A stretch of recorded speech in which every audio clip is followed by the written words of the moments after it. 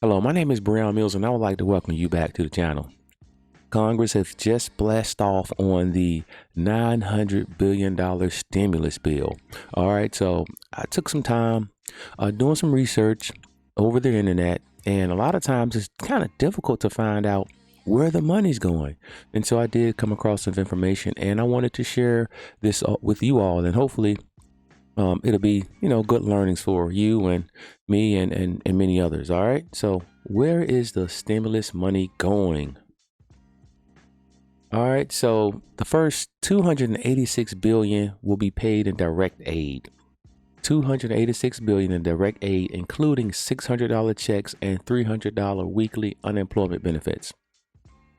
All right, the second stimulus will include a $600 direct checks to Americans making less than $75,000 per year and weekly federal unemployment benefits at $300 weekly, exactly half of the amount provided in the CARES Act. While the $600 federal pandemic unemployment compensation ran for about 16 weeks, as a part of the initial stimulus, the $300 federal unemployment boost will run for 11 weeks through March 14th. As for the direct payments, families with children will also be eligible for $600 per child. All right. 325 billion for small businesses.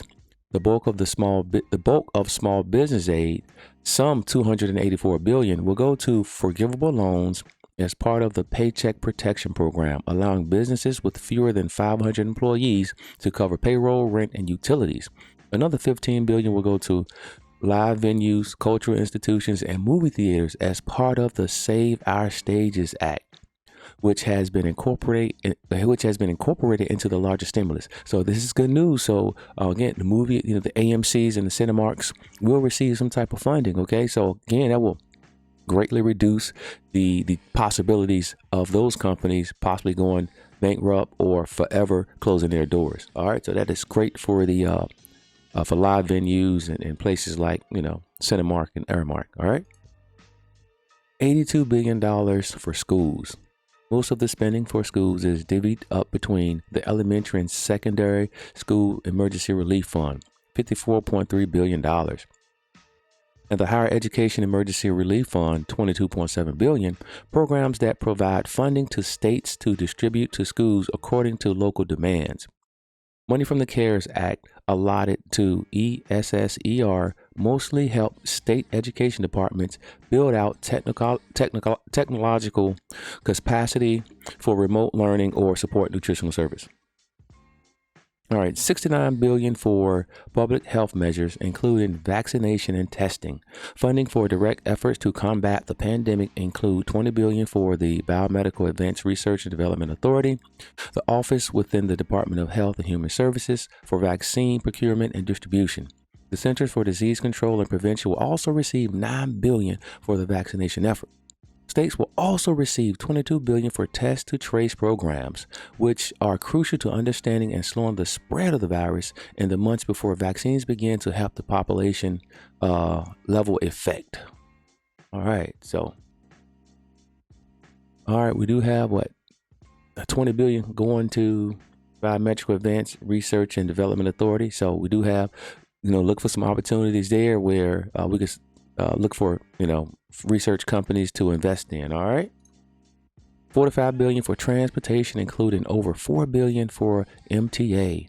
The second stimulus will include $15 billion for airline payroll support, $10 billion for state highways, another $2 billion for airport and related businesses, and $1 billion for Amtrak.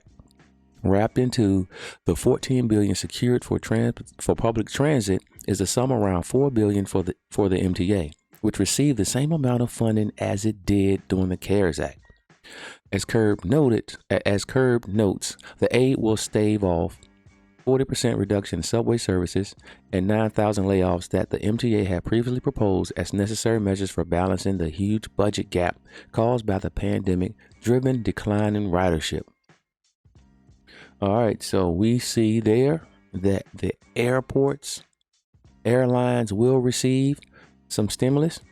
Again, the airports, cruise lines, a lot of those companies are burning through a lot of cash right now. And again, this will definitely help them continue to pay salaries and continue paying their leases and paying for all the infrastructure that they own. All right.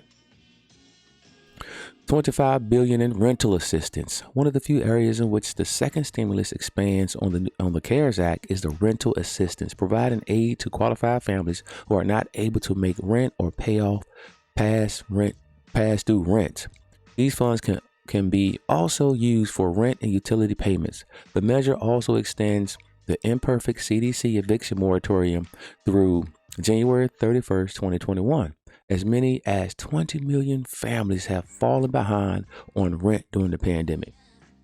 Wow. So, and as we know, there's a lot of, people that aren't paying their rents. A lot of people aren't paying mortgages, and the landlords who own the properties, they still have bills to pay.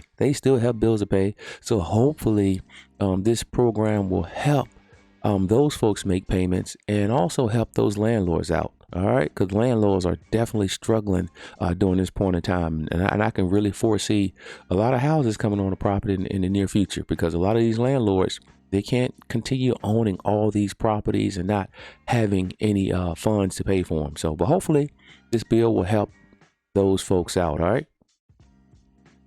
Around $13 billion for additional SNAP benefits. With as many as 50 million Americans facing food insecurity this year, $13 billion for the second stimulus will go toward food assistance programs, including SNAP benefits, after years of efforts by the Trump administration to make cuts to the program.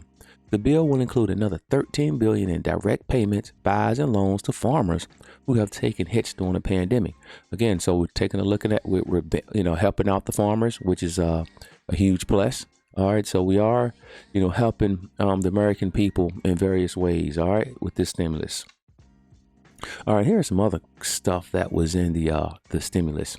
As an omnibus appropriations package, the second stimulus contains some unexpected items, including a state of policy regarding the succession or reincarnation of the Dalai Lama, the establishment of 2 new Smithsonian museums, $2 billion for Space Force, and a 3 martini lunch tax deduction for business meals, and $35 billion for clean energy research and development. All right, so that's huge, right? Especially the clean energy, because we need to be paying attention to these stocks that we can invest in. And we all know that Biden will be pushing the new clean energy bill. So let's take a look at these stocks that are moving towards that direction. All right, that's all I have. All I wanted to present you guys. I hope you guys learned a little something, because I definitely did, finding all this research and information. And if you like the information, please give me a like. If this is your first time checking me out, hit the subscribe button and keep coming back for more of this wealth building information. Peace.